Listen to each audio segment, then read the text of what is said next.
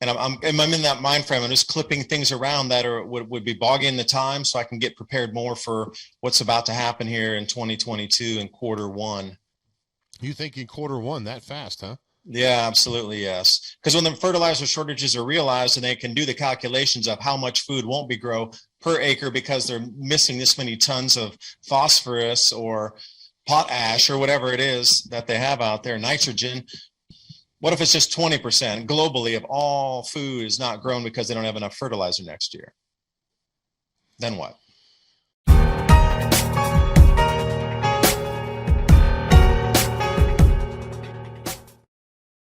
You can see the supply chain disintegrating across the planet. And one of these things that's going to fail along with that will be the food supply chain. Do you have enough emergency food? Most people don't, and they'll panic when the time comes. And give yourself the peace of mind knowing that you have storable foods. 20+ year shelf life allows you to make wise choices, be able to stay home, avoid the chaos. So head on over to foodwithadap2030.com and see what else My Patriot Supply has to keep your family's grand solar minimum prepared. And now on with the video. You were probably on my show at least 5 years ago, maybe longer.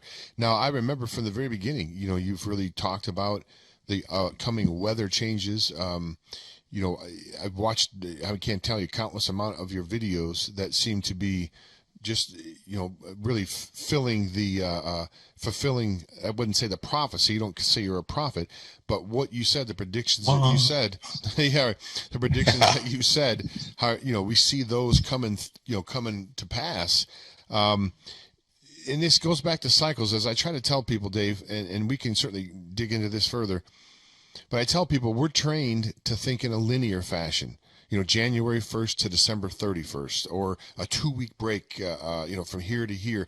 But nature and science and the universe, whatever you want to call it, it works in cycles. It works, it's like the seasons, right? The seasons are cycles, cyclical. And the weather is cyclical. And right now, the fact of the matter is, the cycle for a grand solar minimum, we're just coming back into that again. The last one, I believe, was the Maunder minimum.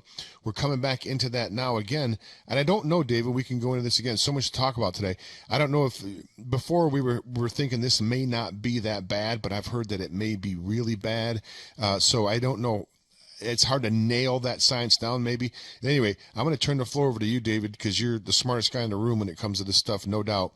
So I'm going to turn it over to you, David, and go ahead and give us a background on the Grand Solar Minimum, a little bit of the history for new listeners, and why you're concerned about going into 2022, 2023 as it pertains to the weather and the crop loss and everything else. David DuByne.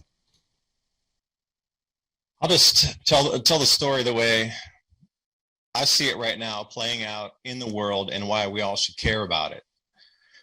You know, if you think about 2022 coming up, CF Industries, which is a major fertilizer producer, the CEO came on the record and said there won't be enough fertilizer next year for everybody's needs, so look for crop yield declines. Well, that's on the fertilizer side, and that's scary in itself. But knowing how much grain we lost out in the fields this year and how much fruit production, nut production, vegetable production was affected by these out-of-season events that seem to be getting more intense. You know, record cold in Russia this early already. I think it was 67 degrees Celsius, below zero today. And up in Scandinavia, also setting the coldest records ever set for this time of the year. And the massive amount of snows in the southern hemisphere, record snow down in Hobart, almost all the way to the beach, coming a week before summer in Australia. So there's a lot of these signs out there showing that, okay, nature's going to do its thing and reduce the crop yields on the 400-year cycle. But at the same time, now we're getting this man-made input into it where there's not going to be enough fertilizer to really jack those plants to get them to produce. So now we got two sets of variables declining in the crop production. And then we see over in those arc storms wiped out pretty much Vancouver port, and they're calling force majeure on grain deliveries. So you're starting to see things happen all over the planet as, okay, that checks the box, that checks the box. But if you don't know what a grand solar minimum is, it's just an electrical state of activity on the sun and how our planet responds to it, the connection electrically, those magnetic field lines coming down. When that changes, so do the jet streams in the cloud cells. And that kind of what throws off the planting and harvesting dates. And that's why through history, you start to see that the food is the main thing that goes out of sync that affects the rest of society. And I find it so interesting that the culmination in the apex of where this magnetic canceling and different effects with our crust and just strange anomalies of earth cracks and different sinkholes and things rifting, the culmination of that's October of 2024. But then we have this great reset inbound right this second and all these things being pushed for these next 2.5, 3 years. I say it's to control at the ultimate end, to control access to food. Because if you know what the grand solar minimum cycles do, they knock food production out at the knees, 40 to 50% reductions in wherever agriculture, whatever its species being grown, unless you're indoors, which now we have an advantage with the new tech, we can grow indoor. But let's go back 4,000 years in time, those last 10 of these events. There's light ones, there's heavy ones. Heavy one is a Maunder minimum type event. Lighter ones would be something like the Dalton minimum. They alternate just like La Nina and El Nino. Those are cycles. Hotter water in the Pacific, warmer water, El Nino. Cooler waters, La Nina. And everybody knows that. And you know the 11-year solar cycle, solar maximum, solar minimum. So even if you don't know it, you're already familiar with a lot of cycles in our world today. The La Nina, El Nino pattern, the solar cycles, maximum, minimum. Now, let's just take that up to a 400-year cycle. It's a cycle. Right. It's the same. You map it out, it's the same. So it's going to cause a lot of problems, and you can see why governments are responding in advance of trying to front run everything happening to jump in front of these changes so they can still retain in power and in the warped way it's being done, not allow society to collapse as quickly or as far down as it would go, at least in their twisted minds. Meaning they should have warned us 20 years ago. And I was doing this 7 years ago, and here we sit today on the cusp of it, and we've squandered all those years of getting solutions ready. Right on. And, you know, I think something that's very important, I think, to note as well, and I think it's no, I'm gonna throw this out there, David, and you can throw it. Agree, I got the catcher's mitt right here. I hear you, man. You know, brother. So we're seeing in Australia, and follow me here, we're seeing Australia basically being taken over by the military. It is turned into a police state because China wants to have the country of Australia available to grow crops, because every time, if I remember correctly from studying your videos and doing shows together, every time one of these grand solar minimums roll around, whatever dynasty is in power in the country of China loses power because basically they can't feed their people. China has, I would suggest to you, you may know the numbers, I think they have more of a population now than they've ever had in history. I mean, they have billion something people.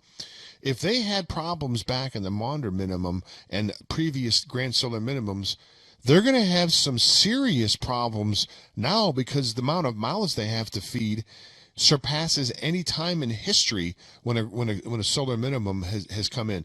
Can you comment on that, David? Do you think China, that's the reason that we're seeing the attack on America right now?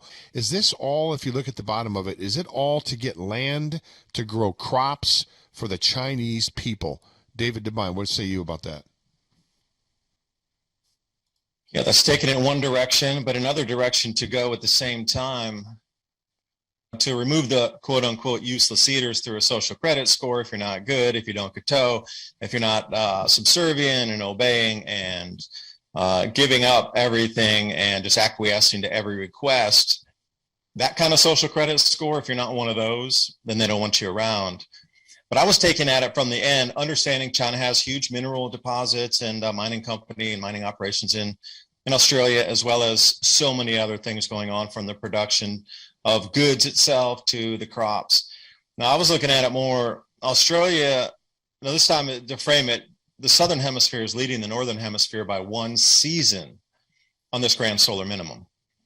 So the brutal, unbelievable, even up to a week before summer, snow dumps of record proportions down in the Southern Hemisphere, we're going to experience the same thing in our spring up here.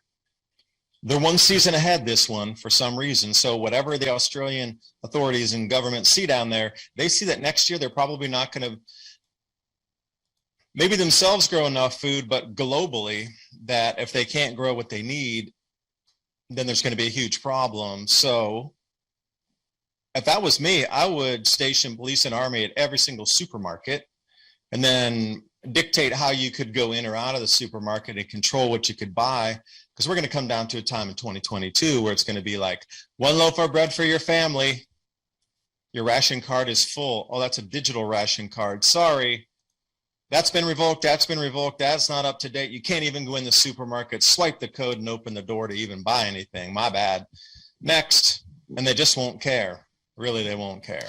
Well, I just read earlier where they have the technology now. I think it was on Zero Hedge, perhaps, or maybe it was on Gateway Pundit, one of those publications, where they have a implantable in your hand.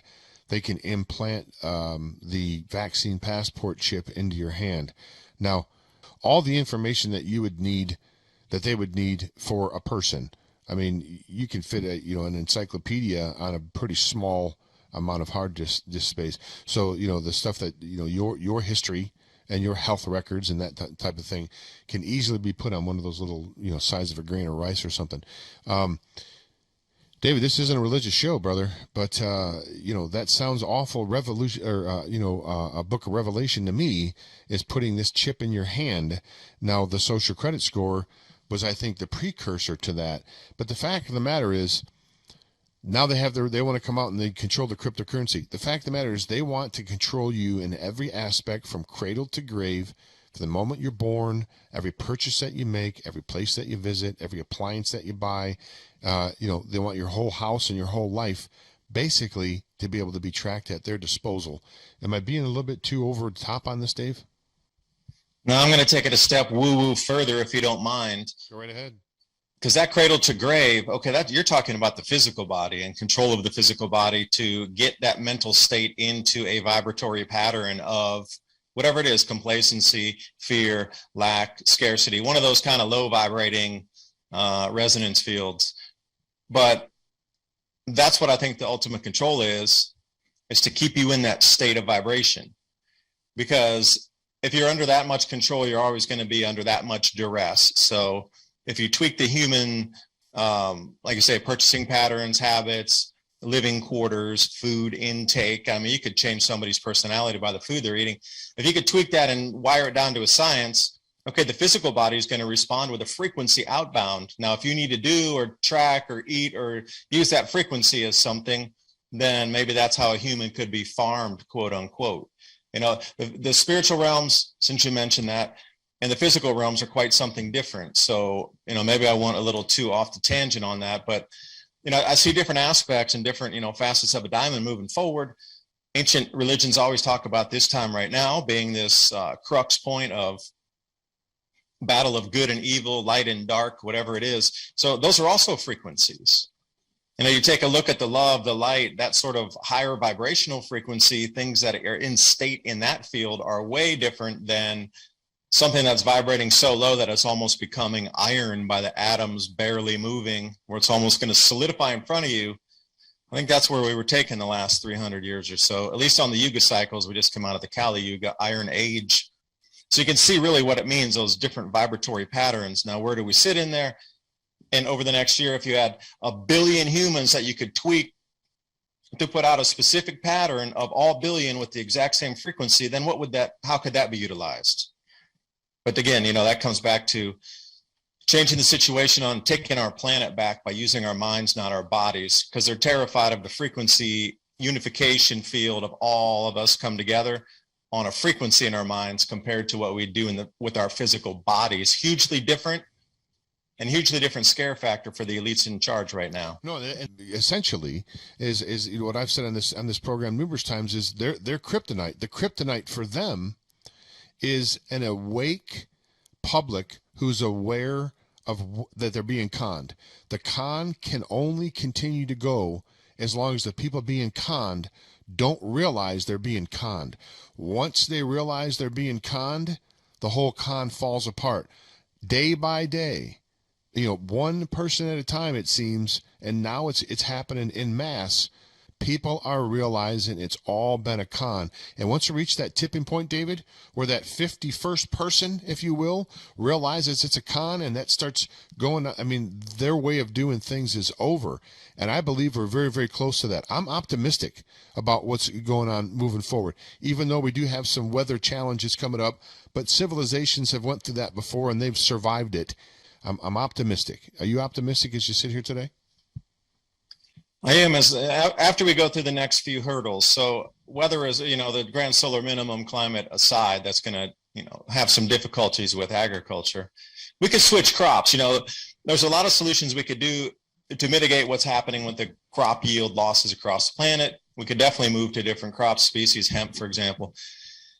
But you're right. We're at the crescendo point right now where everybody's going to wake up at the same time and they're going to be angry. So hence the police state's already in place. It's like a prepositioned asset, knowing, again, that stimulus input at some point it's going to wear off. Like the fear is wearing off for so many things right now, and people are starting to see fact versus fear. But once that awakening point comes, then what are the elite going to do? And I should say, the heads of central banks, the leaders of multinational corporations that then themselves own 500 other multinational corporations under the umbrella of, there's like 6 companies owning everything, the leaders of those companies, business itself around the planet. So those people who are trying to control that money flow and that energy flow, they're going to retort. They already know the impetus has taken us to this point. They obviously know what's going to happen in the crescendo point after this. So what lies on the other side of the bump?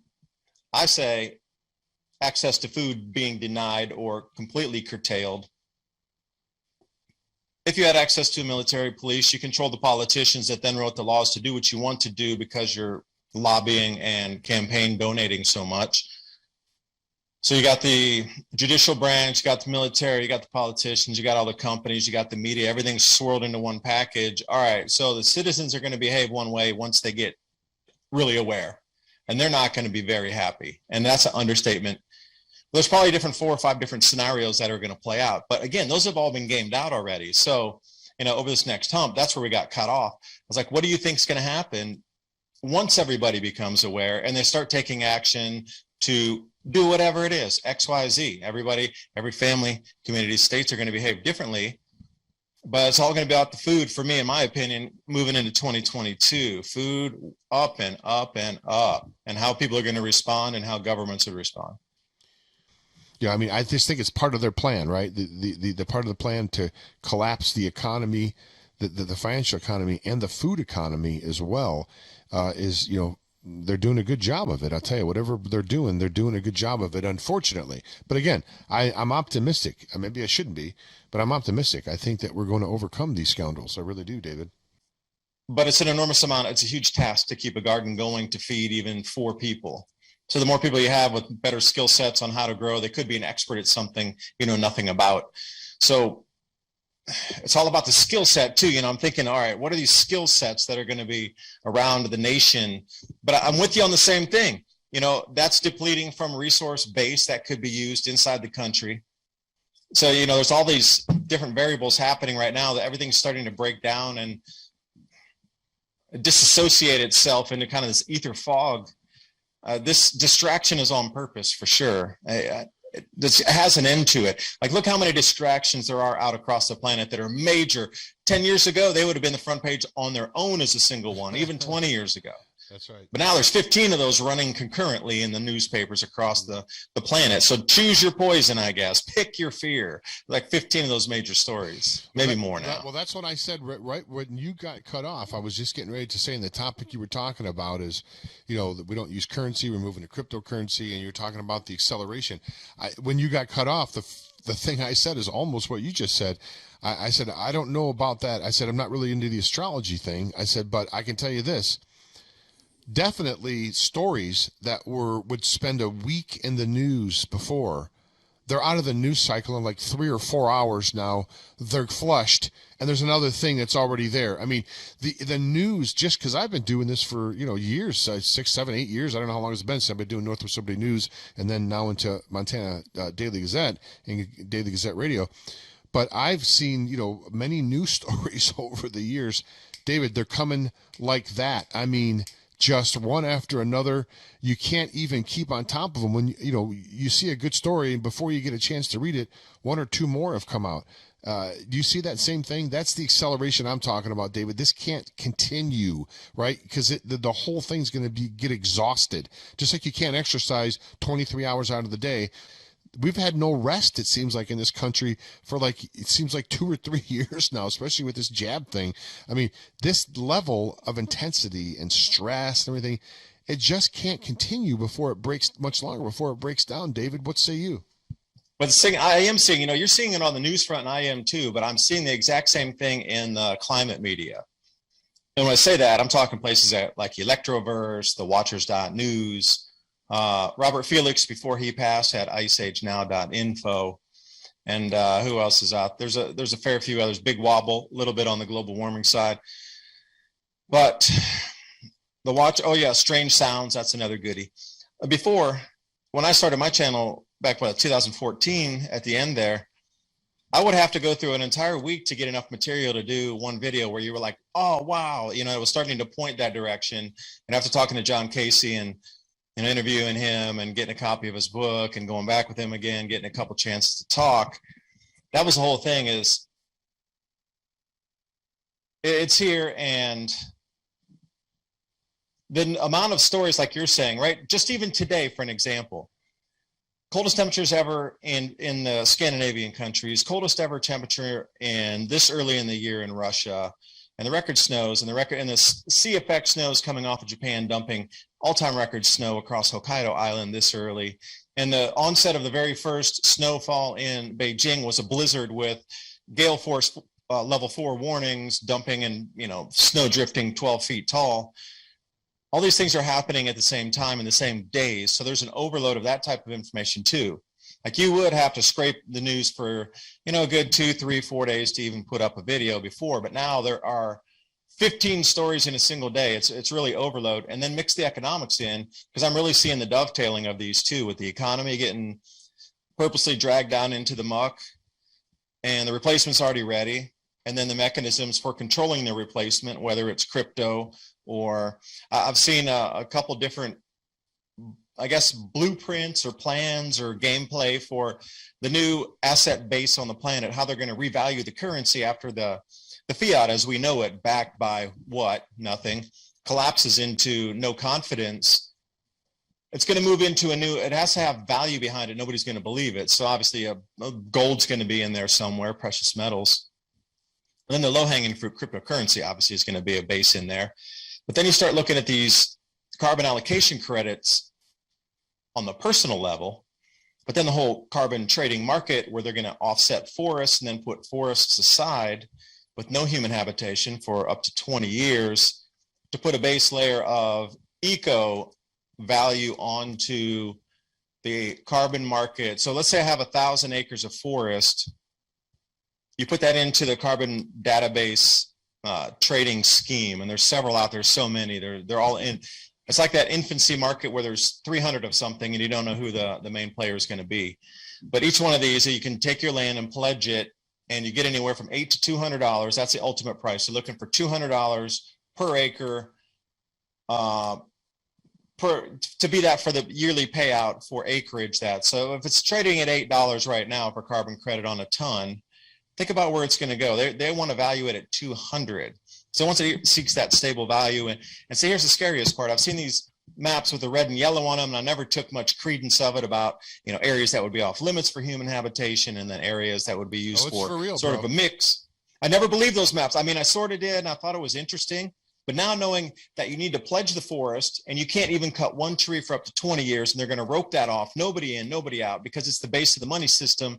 Even if one tree cut, the value of the money's, upset slightly. So now I start to see all these areas that they're setting aside. If you look at those maps and you see how many tens of millions of square miles of forest there are going to be put into this carbon allocation, you can see this is going to be $1 trillion business. And if you don't have enough of your personal allocation carbon credits, you're going to have to buy them from the open market. So anything you want to purchase, like say I do this microphone and they're like, well, that's 12 carbon credits, personal allocation credits, because you use this much for the refining of the metal, this much for the mining of the metal. Oh, you had oil because you got the cord here. and I only have 10 carbon credits or personal allocated credits, I need to go buy 2 somewhere so I can purchase the microphone. Now, this is the insanity it's going to as a new monetary base. So they're going to set off sides of the earth that are not going to be inhabited at all, and they're going to give it a dollar value amount that's going to exist for the first 20 years of this new currency. Nobody in, nobody out, 100% set aside specifically for carbon capture credits and whatever they're going to mix up next. We have a comment from one of the listeners on the Facebook. It says, the weather's geo-engineered. We're in weather whiplash.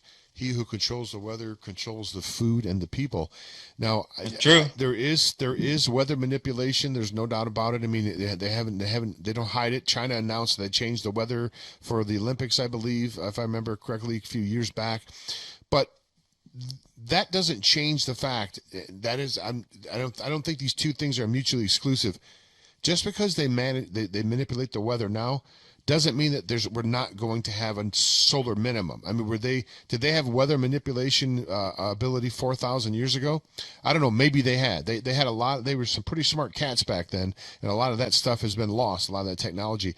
They'd be able to put the pyramids together somehow, beyond our current comprehension. How they would be able to take something at that size with the apparent amount of technology they had back then, it would seem somewhat impossible unless there was something else that would assist them. What's your thoughts on all that stuff, David? Well, if you're to cover the pyramids in a highly polished limestone, that would be conductive as well. And then, those would be the 3 biggest Tesla coils on the planet because, underneath there they have a water source and it's running through a telluric current zone there anyway up the Nile. That's a charge running under the crust. So you get 6 of those main. And that's why they also say there might be crustal boundary or crust plate discharge to another crustal plate. So not every, electric geology event is planetary lightning striking the surface of the planet. It could be just as the sun steps down, that overcharge in the current that's left in the crust because they're different charges that's trying to equalize. So it's sending a lot of energy out now. That's why we're seeing ground to sky lightning and all the red sprites. It just, those field lines are becoming much more activated and much more highly charged. So obviously something that strikes up there is going to stay illuminated longer.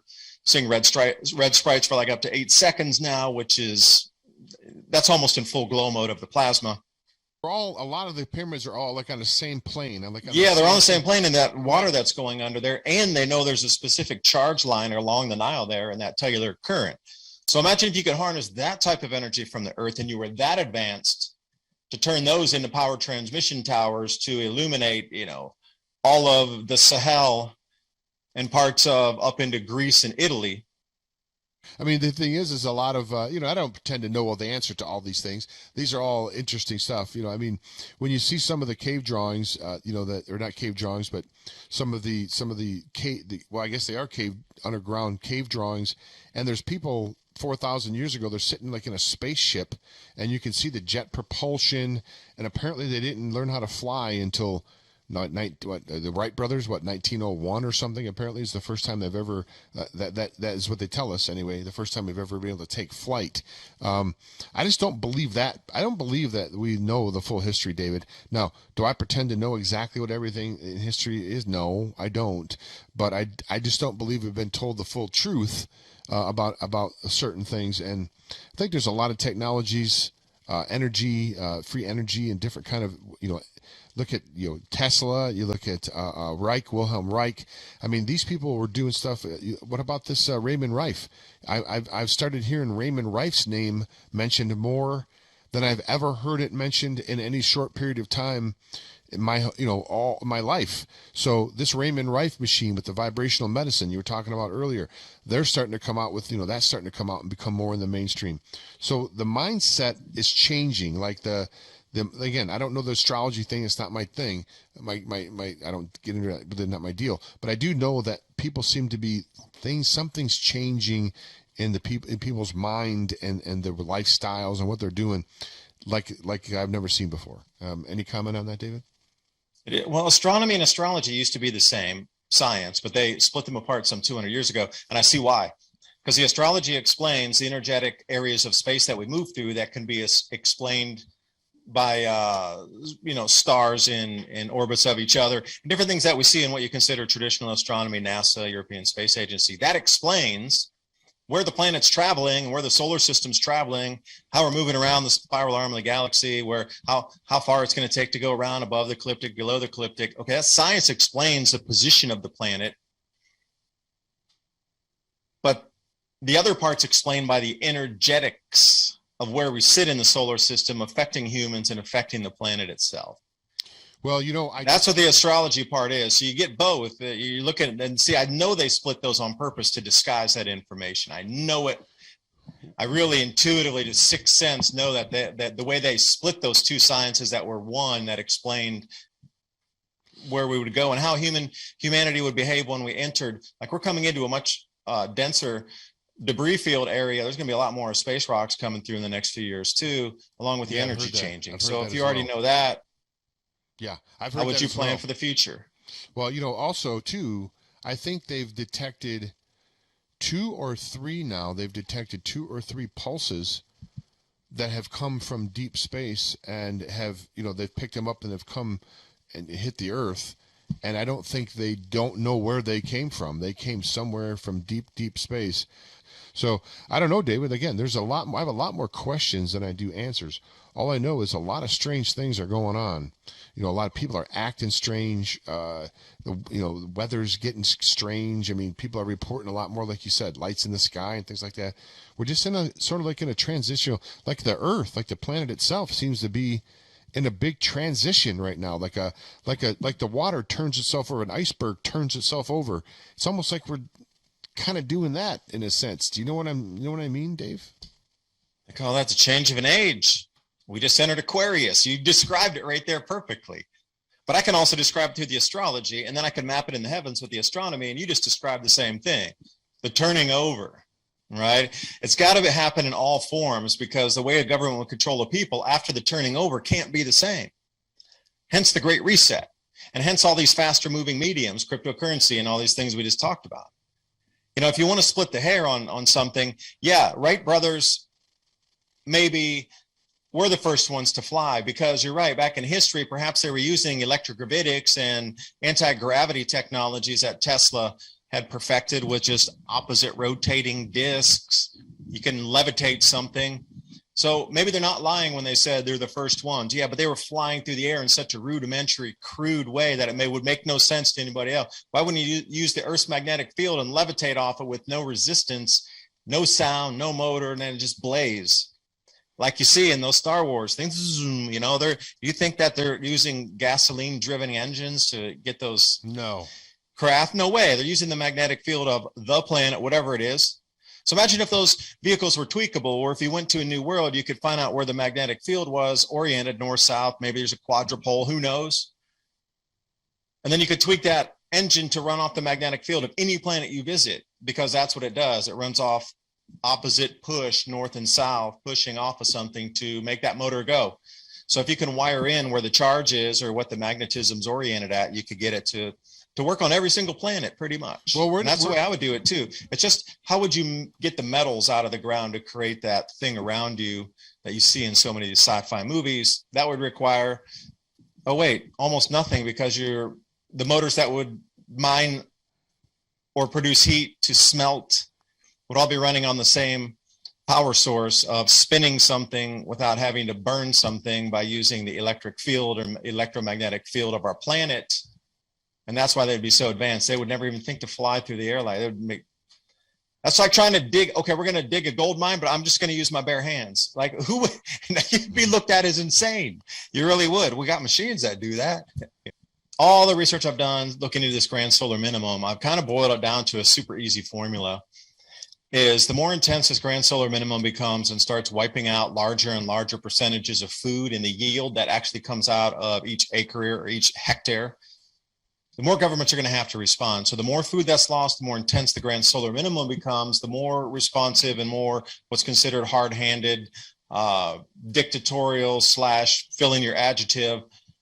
That's the response. So there's the equation's pretty good so far, marching lockstep forward with how much control the government wants to retain as Forget everything else. Forget the politics, all that's a waste. That is a distraction at this point. It's about, if you get super hungry, you're going to go to the street and you're going to want change. Forget the politics, forget the economy, forget the neighborhood, whatever. You don't have food and your kids are starving, you're going to the street, period. This is the thing that's so terrifying. So what happens after that? Hundreds of millions of starving people go to the streets. That's what they're trying to front run and control right now. So you're going to have to control the populace before this food dilemma starts to really rear its head next year with fertilizer shortages, doubling prices in food. A lot of families won't be able to afford that, especially if it's a tripling or a quadrupling that we've seen through history routinely. Every grand solar minimum, the maximum is about a 4x increase in food prices. So you can see the lack of food, the more government's going to respond with a harder hand to control the populace because they don't want to get thrown out of power. And that's where I see it. The title of the video is, Are We Really Going Into a Mini Ice Age? Based upon your latest Yes. information. Yeah, and what is that effectively for the folks that will be tuning into this broadcast? What does that effectively mean to them? Or especially, I'm here in Montana. Okay, so we're above the 45th parallel, I believe. And I know right above, I think that's at the bottom of Montana. Is it the 45th parallel? Whatever it is, usually people migrate below, I think it's the 45th parallel during the, if I remember correctly, during the grand solar minimum. The whole entire state of Montana is above the 45th parallel. Now, that doesn't mean that we're not going to be able to live here. What kind of challenges are they going to face, David? Changes in latitude, changes in attitude. Nothing remains the same, my friend. Hey, Jimmy Buffett. I don't have the sailboat. In my voice, I didn't want to sing, you know. Copyright strike, you know how it is with YouTube these days. Yeah. What's it going to be like here? Well, in all seriousness, no, 45 degree for, at least in the United States, because if you go to Europe, it's a little bit higher. It's at 50. And then if you go back over into China, whatever, it's back to around 45 degrees north latitude. Everything above that's going to almost be zero yield. So that's the zero break-even point. You're going to have to come further south than that. So if you're going to switch crops, you could, but you got to look at the nutritive content, especially with the dairy industry. So corn has its thing, and each type of crop and byproduct have its already calorific value, protein value mapped out. So if you're going to put it into the dairy industry or whatever, you know how much milk will come from this much input.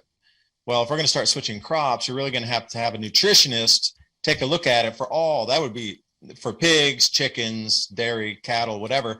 You know, can they switch the crop and can they grow enough of it to have the same type of yields that keep our present society moving forward? And if you say no, that we ran out of time to switch crops and learn where they grow best, then you're seeing exactly what I'm talking about. We're not going to be able to respond fast enough. And then it'll be whatever we grow in the current regions, which they already know we're going to go less and less in the 45 degree north and above. And that would include Australia too. Think about 45 degrees south in the southern hemisphere. You're talking about parts of New Zealand, Australia, South Africa, South America, and then some of those random events going up into far southern Brazil. So if you're kind of resonating that, you say, well, they can't switch fast enough, then these grand solar minimums are going to take out some of the yield. So I'll come back in sort of a scientific way to describe it here in a minute or two. So if the sun has been charging our Earth for 400 years, so they should come to equilibrium. And then there's another layer, that's our crust, that's different charge. So atmosphere is different charge than the crust, and then the molten.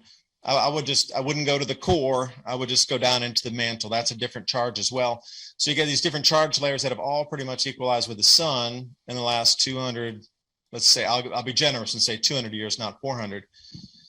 And the sun's stepping down on a 400-year cycle now. So what's happening is our Earth needs to now equalize the overcharge with what's happening. The sun's stepping down, so our Earth needs to release more energy. Now, currently, it's coming out in the global electric circuit outbound, where you're seeing a lot of ground to sky lightning. So think about if you charge something and make it vibrate faster, like one of the light bulbs that you see in these coffee shops. When you turn up the dial, you know, the higher you turn it, the faster it's glowing and it gets brighter. That just means faster electrons moving through there. Slower electron movement is dimmer light. So the faster the energy is moving through that medium, It's going to glow brighter depending on if there's more electricity going into it, or it's going to dim if there's less electricity. But that would be the same with moving cloud cells and regional weather patterns. So if you have a magnetic field line coming off the Earth that's becoming more highly charged, and it's continuously seems to be one of the main outflows of current, well, you would start to see regional weather patterns around some areas follow that. And if you go, and again, this is just basic science stuff that anybody can learn about with magnetic field lines on the planet, the sun, how it connects to us with those same magnetic field lines, and how everything has a north-south orientation, and how the Earth's magnetic field's shifting. So you start to say, all right, now, okay, that electric current going out, these regional areas, you can map them out partially already. At least I have done a small amount of mapping to see where they might lay, these areas. And then you can see which crop grow zones are underneath those areas. And then you go, okay, this is going to be pretty much 100% loss. That's going to go down over there. That's a major producer of that crop, like oats, for example, in Russia, in the Volga region. Take it off. I'm not going to say 100% offline, but it's getting toward that northerly latitude anyway. And you got the electrical input there, so that's pretty much a write-off. So you can start doing that and add or subtract different areas across the planet that may be increasing yield because of these changes that we're experiencing. There might be more rain flow there. But a lot of places that we've set, you know, for the plant and harvest dates, they're going out of kilter right now. We're not going to get them back. So we need to adjust to the new, but nobody's really talking about that solution, James. So I just don't know. I'm in a conundrum myself here. I wish the conversation were happening. Well, I think that one of the things I think we're going to see, David, we already see some of the supply chain problems that we're having here now. We've heard the story over and over again about all these ships that are sitting offshore. As they continue to clamp down and go after the people that are involved in mass transportation. I mean, truck drivers. They've already talked about going after truck drivers. The railroad workers are not going to go along with this. There's going to be a supply chain shortage, and I think you're going to see, like, the malls are not going to have any items in the malls for there to be anything on the shelves that is from overseas or outside this country. I see one day perhaps all this, Chinese crap that we have all, in every pretty much retail store, that stuff's going to be going away, and malls are going to be turned into grow centers where they're going to have, your different. Before it was a Finish Line sports store. Now it's where the corn grows. Before it was a Hallmark store. Now that's where the beets grow. Something like that, where they can, because they're going to have to in climates like mine here. You're right. There's going to be a 0% crop yield. It doesn't mean people are just going to sit around and wait to die. No, they're going to, innovate. They're going to start growing indoors. They're going to, if there's no goods inside a mall, why have a mall sit empty when you can put, crops in there. You can grow food in there. Do you see these malls and these other maybe some of these big venues, these sports venues? I mean, if things go really south, they won't be playing sports and things like that. People won't want to see that because they're going to be hungry. Do you see these places maybe being turned into food growing centers, David, or somebody coming up with some sort of a food growing center or a mobile growing center, something like that? Do you see innovation in our future? I do. And football stadiums, not the horse racing track. Seabiscuit, of course, during the Great Depression, when they also had this exact set of events unfold, there were still people that spent money. So there are going to be venues that will maintain their usefulness, and then others. And it depends how far you want to go with the indoor vertical ag, because you're going to want to look at target species that are, beets are awesome if you want to get sugar, but I will be going for Moringa oleifera and Gainura, and these kind of superfoods that can also be vegetables. There's a lot of variants that you could use, but I would be going for incredible superfood, high value, target plant part inside. And, a friend of mine, Ted Marchildren, he has the Omega Rotary Grow Garden system, and it's a barrel that rotates around with LED lights in the center.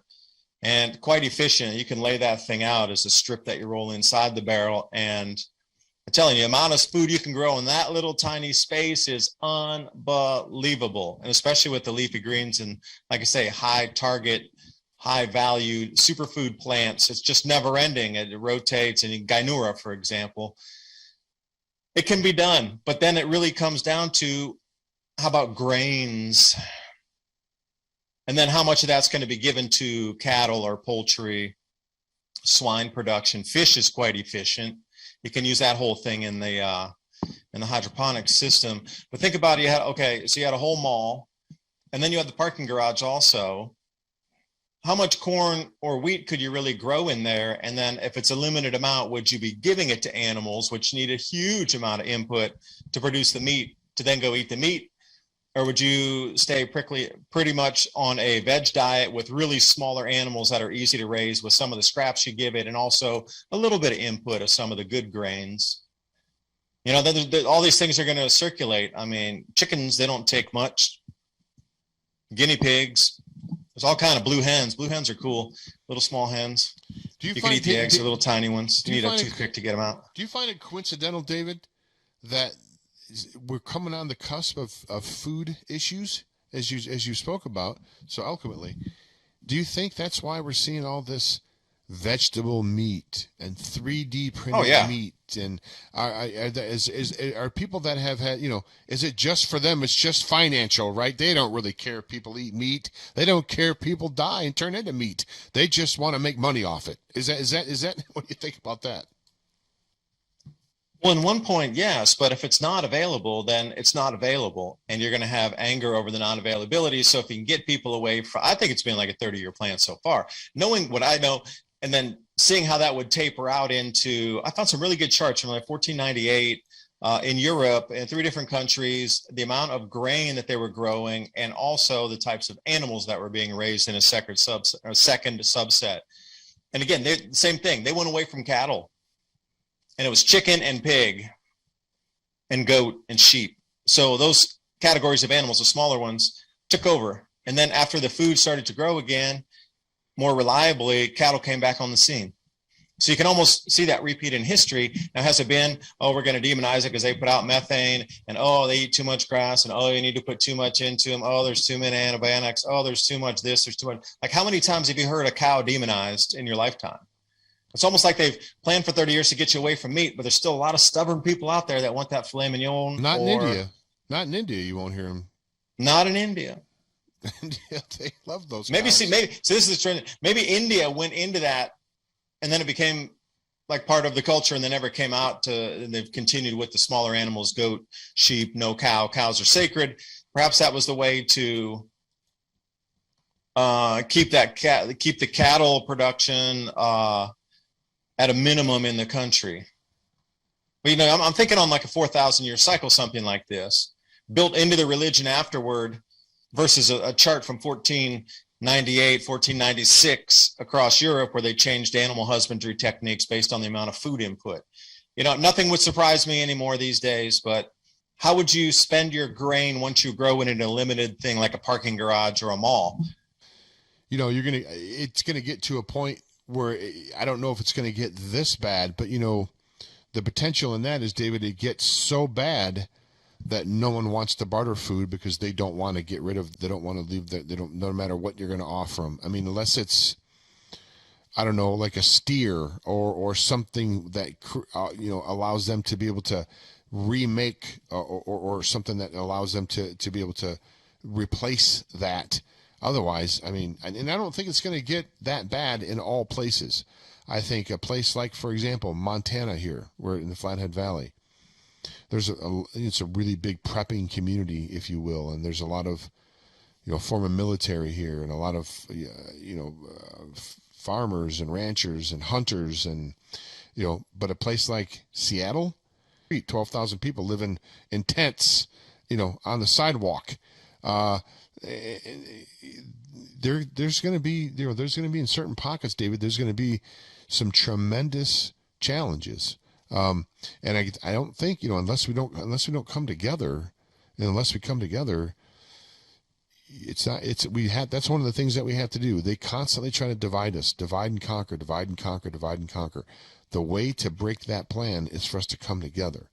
And I believe hunger is one way to bring people together. Unfortunately, it's the rough way, but we're going to have to learn to put our differences aside when it comes down to, we don't know what our next meal is going to be from, David. Aren't there going to be much more complex and difficult questions to face, it's going to could get dicey, to say the least. What say you? In the beginning, the way that seems society is programmed about, I'll do anything for my kids, I'll come and steal your thing, I'll bang down your door, knock your door down, and steal all your preps to feed my family. Like that first wave of those behaviors, whether it be families, individuals, organized groups of people, that's going to end pretty quick. They're all going to be taken out. And then what's going to be left are the people who understand we need to work together to get this done. Because stealing from Peter to rob Paul and keep their kids fed, what happens when that food runs out? Unless you're replenishing it in a community fashion, it's just going to run out. And that's the whole thing about the preps run out. There's no relying on your preps for 20 years to keep it's getting you through a season until you can get to a growing season and hopefully have enough safety and security to be able to bring a crop up. Now, if it comes to that point where you really can't even grow a garden because your garden's getting raided and people are coming in the middle of the night to steal your tomatoes or your beans or something, at that point, society is truly broken down. That's a place I don't want to be. No. So being and working in a community where there is security around that you can protect, and I really hope it doesn't go that far. I really do not want to see that. But the way it's all positioned right now, it seems like we're being pushed into a purposeful humidor to achieve a political end of whatever that is. Put something in the body and hit it with a frequency, put something in the body and become complacent or vibrate differently. I'm not sure, but there's an end to the means here. And being the global population it is now, if they really cared about the global population, these same media outlets, players of large business, central banks, the gamut would have been front and center, page one, every day, talking about the solutions for the last 20 years. Because, John Casey, when did he start talking about this? 1997, into the 2000s, early. And nobody took action. And still to this date, there's so many signs saying, oh my gosh, we really are we're so far behind the eight ball, you can't even see it with a telescope. That's how far behind we are the eight ball. And we sit to this day and they think with no fertilizer next year, the yields are going to come in, and then the losses on the natural side.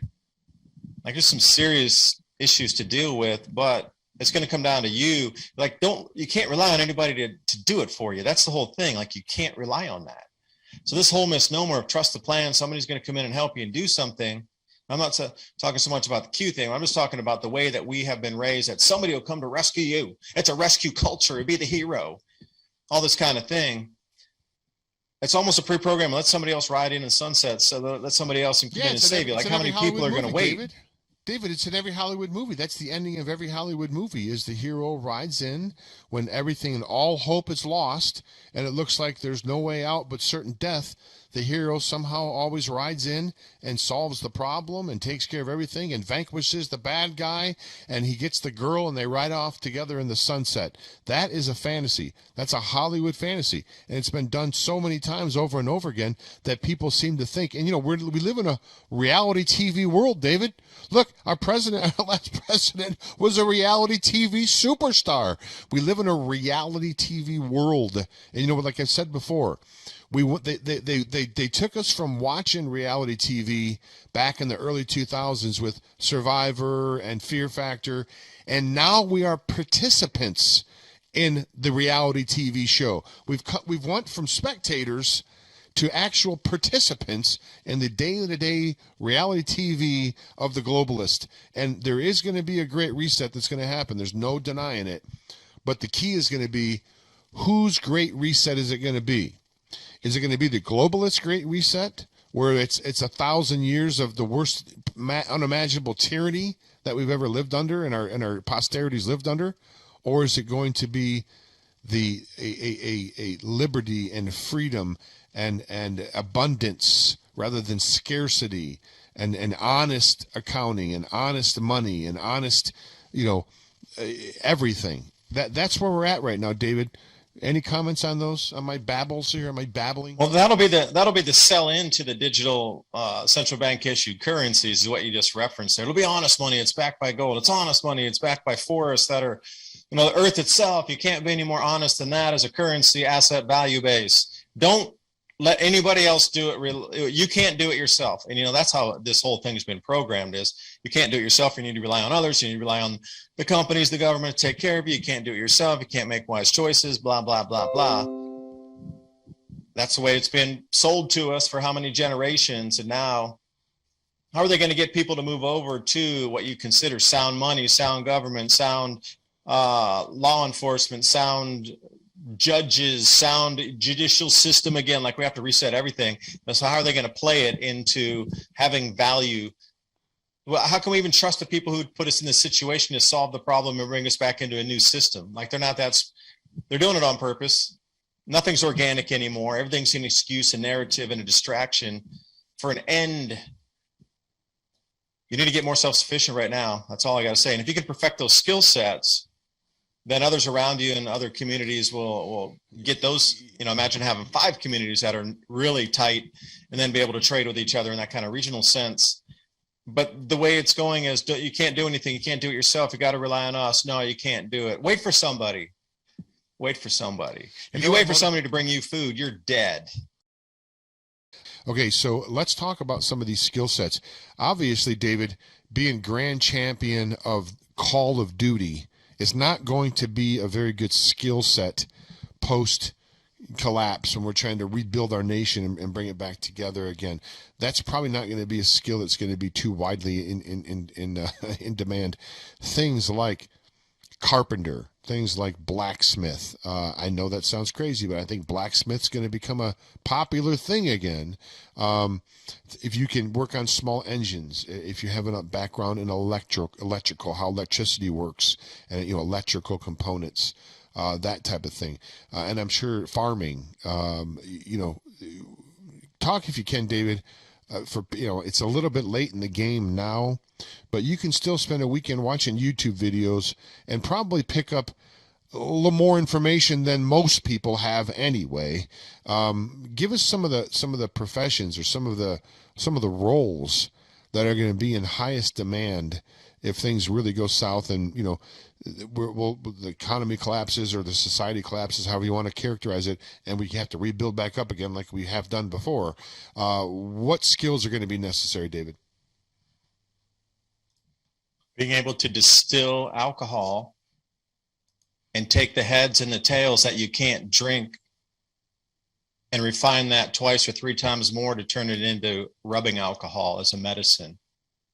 But to be able to grow the fruit or set out the orchard like an orchard manager would, take care of the fruit, find different fertilizers like the algae floating on the surface of the pond, create your own different fertilizers with broken down bits of tree and leaf, and figure out what you need to do to grow that fruit, and then harvest it and be able to prepare it to then distill it and then turn that distillation from drinkables also into medicine. Now, if you have that skill set as one package, which, by the way, I've been working on, that's a valuable one to have in a community. And I might add one thing with that. Anybody who could, wild foraging is a thing, and it's very valuable in its own right. Wild foraging, you can eat this over there. But if you could wild forage to find different plants that you could turn into medicinals, that's a skill set on its own. So wild foraging, okay, that's the base set everybody needs. But then what about the specifics? Because, breakdown means that supply chain's breaking down. So amoxicillin, doxycycline, different kind of whatever antibiotics that you might be using. I mean, you can get penicillin if you go to a fish aquarium shop, and erythromycin for cuts and things, because that's what they use for fish fins, because the damage on the fish fin is very much like if you have staph infection on your skin, you take those 200-gram packets and pour them directly on your wound. And we carried that in Indonesia when we would go surfing. So you can get a lot of stuff over the counter still, but what happens when that's done? Then you're going to have to find a replacement from nature. So if you use marigolds and you boil those down into a tincture and then a slow reduction of that water into just the deepest, almost a golden brown, almost tingy toward brown, that's an antibiotic drop, equal with what you consider neosporin if prepared correctly. But then you got to have the skill set to grow the marigolds and maybe a couple different types that have a higher antibiotic property in them. But then it comes back to farming again, because you're going to need to grow the medicines, maybe grow the food, and grow your fruits and all the things you'll need that you might not get from a traditional supply chain. Think Walgreens, no more. You have to grow what you could have gotten there for medicines. Now, start. See you this weekend. Well, there's two good books out there that everyone should buy, I think, and I don't make any money off them. But it's If There Is No Doctor and If There Is No Dentist, I believe, are the two books, and I have them both. And what that is that sort of rudimentary type. It's actually more than that. It's actually a little bit more in depth than just basic first aid. It's got some in depth stuff. Now you have to have the stomach to do some of these things, but somebody in the crowd will.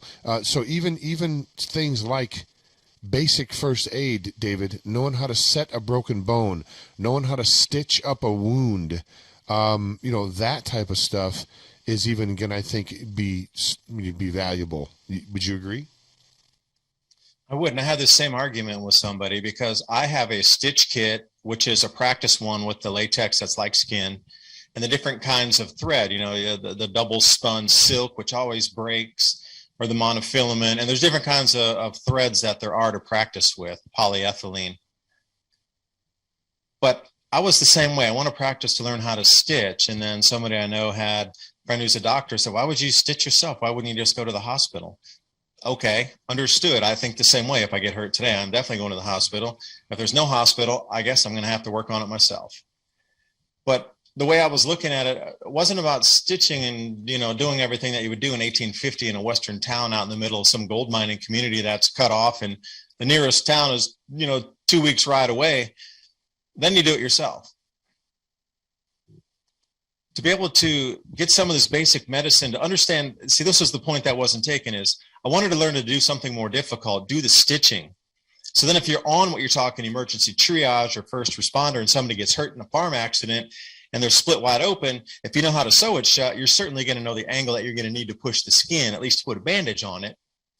And then maybe because if you push on those where you put the stitches in, sometimes they're too far away and they'll split out. It's the same way. Like, how are you going to bandage that and keep that as tight as it can be with bandages, like understanding the mechanisms, how the skin would be sewn back together. Well, so you go up a level to learn just the basics on how to, stop bleeding. Well, in gunshot wounds too, if people are going to be. Yeah, I'm not very. I know what you mean. People are going to be, trapped. Tourniquets. They're going to be going through the woods and trying to, scavenge for food, and there's going to be a lot more people in the woods with guns. There's going to be gunshot wounds. You're going to have to learn how to pick out, number 5 lead shot out of people and make sure you get it all out and sanitize it. And I mean, is there even, I think natural antiseptic should be something that we should probably all learn how to make. And I'm sure, like you talked about it, and my friend Rich Sheben, who's a good buddy of mine, Montana Mountain Man, I've been over his house before. He lives totally off grid up north of here. And David, I've been with him on his property, and he's walked out into the field out next to his house, and he'll bend down and he knows everything about the plant, how to cook it, what to mix it with, what medicinal benefits it has, what food benefits it has. No, you shouldn't eat this. You should only apply it outside the skin. He knows. This guy's a walk-in encyclopedia about this stuff. So I think nature in a lot of these things that are sold by the pharmaceuticals, they have their origin in natural plants and natural herbs and natural medicines.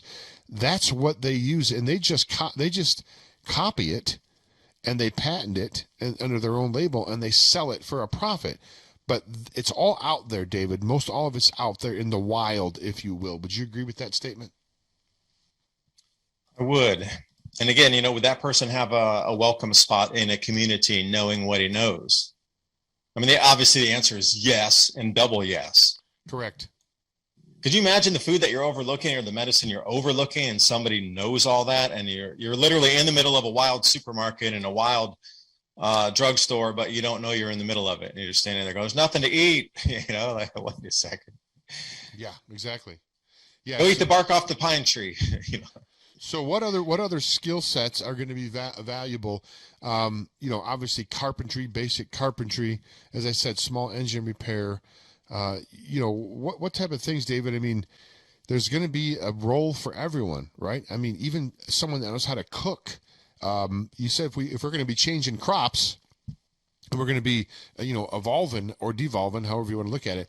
If we're going to be changing crops, then we're going to have to learn how to prepare different foods than we've been used to preparing before. I mean, even learning how to cook properly is going to be a valuable skill. What say you? It's going to be in the mind first, the changes.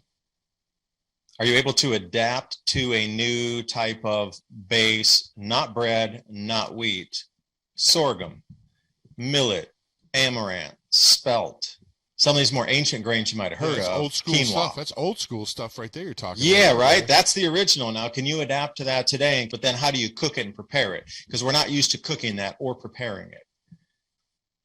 There's not too many allergies associated with it, so it'd be a good fit. But then again, like what kind of scale can you get it to? Because you look at large agribiz today, there are millions of tons of 2,000 pounds is 1 ton now, multiply by like 93 million or 700 million of those tons is what was produced prior, but not anymore. I said there won't be I think the population will be diminished quite a bit. I think there's going to be some, it's not just and I'm not trying to be morbid, but you talk about the cycles, right? We talk about cycles in weather. Human population has cycles as well. It cycles through, and a lot of times it's disease that takes out a lot of the population, at least historically speaking. Isn't it interesting that comets always bring some disease with them? It's strange. Comets do? They do. So what comet has appeared recently? Halley's Comet was here, but that's a while ago, right? Is there another comet that I don't know about? Maybe there probably is. I don't know the follow comets. Well, no, I would talk going back into the tapestries of the Middle Ages, etc. They always have some giant comet that streaked by. Either the tail brushed the earth, or was some kind of impact or giant meteor shower where there are like 10,000, shooting stars per hour coming down, and then right after that, there would always be a disease of sorts that would break out. No, that's interesting. That's an interesting history about that. So it's not too late, right, David? Well, no, it's not too late as long as you change your mind for it not to be too late. But if you're going to sit in a corner and start shaking because you think it's too late, you've already lost it. Right. It's the mind first, and are you your mind too? Are you going to switch the crops? Hey, all these other ones are going to be way cheap. Like oat is going to remain cheaper, although doubling prices. You can still get way more nutrition out of the oatmeal than you would for like a 1 pound of flour or 1 pound of flour from the wheat. So are you going to change your taste preference to make oatmeal every morning and then save the money and have higher nutrition? No, I like the wheat bread. I like to, there's a lot of mental changes first. Yeah, oats. I think oats are like a superfood, right? Aren't oats a superfood? Maybe. Bananas, oats, honey, all kinds of stuff. So what is going to be happening, David, if I remember correctly, there's always a mass movement of the population. Is it called a diaspora? Is that the proper term for it? Not anymore. Everything's locked down. See, they took care of that aspect of one of those fingerprints of the grand solar minimum. That's already locked down. No, you kidding me? Look what's happened. That is not going to happen this time. Wait. Flesh that out a little bit for me. Back up a minute. Here's what I'm thinking, David. Isn't there going to be, if there's some sort of a collapse, then the police aren't going to, they're going to go home and protect their family. They're going to take their uniforms off and go protect their family, right? Unless their family's already been put aside into a green zone or something where they're all safe. And, that's one of the things they may be offering these people. You wonder how these cops in Australia can treat fellow Australians that way. First of all, you have to wonder, are they fellow Australians? Because they got black masks on and helmets. You can't really tell. They could be Chinese troops, for crying out loud. But you wonder, for someone to treat another human being the way that they're treating them, do you think they've let him in on the clue and say, hey, listen, when everything breaks down, you're going to be protected. Your family's going to have food. You'll go back to the green zone here, and you'll be fine. I mean, I don't know, David, if it's going to get that way, but there's something going on here for people to treat other humans the way that they're treating them. Seems to be that there's something other else in play. Do you have any speculation on what that might be? Or maybe you disagree with that altogether? No, I just look back in the darkest chapters of history, and there's always been willing servants, even through, running camps to do the executions. Like, at what point does it go through your head that, you're executing people when you go to work every day. How do you, what triggers in the mind that that's acceptable? Yeah. And at that point, and they're still doing it willingly. You know, the chapters of history should be a guide of what is about to happen here. And what's coming is you're going to have to get prepared with families and with communities and different gardening techniques and maybe protect your things. But how do you do that when there's willing participants of an army that are being paid or given, like you say, food for their families that are still going to continue with the agenda and the narrative moving forward? Because it's not been even once that's ever not happened in history, not even once. They are doing everything they can to keep communities from coming together because they know that is the key to their defeat, is us coming together. We're going to have to, David, we're going to have to, and I think I may have touched on this in the past, or a little while ago. We're going to have to find some way to put our differences aside and work together. We don't necessarily have to work together with people in California if you're in Montana, or you don't have to work together, with people in Michigan if you're in Ohio. But you should work together with people in your own community, 2 streets away, 3 streets away, 1 community away, a city away. I believe it's going to get broken down into that small. Right now, it's a global economy, right? You can order something from China and have it shipped here in a couple of weeks. I think the economies are going to all become localized. There's going to be bartering is coming back again. There may be even new currencies, local currencies. I say maybe. I can almost guarantee you that there's going to be some other local currencies that are probably going to develop in some of these communities. Silver, correct. What do you think about that, David? Going back down to the basics, going back down to communities, going back down to smaller bites. We're taking smaller bites at things now. We're not going to be working so global. Remember before it was think global but act local. Now it's going to be think local, act local, or everybody's going to die. David?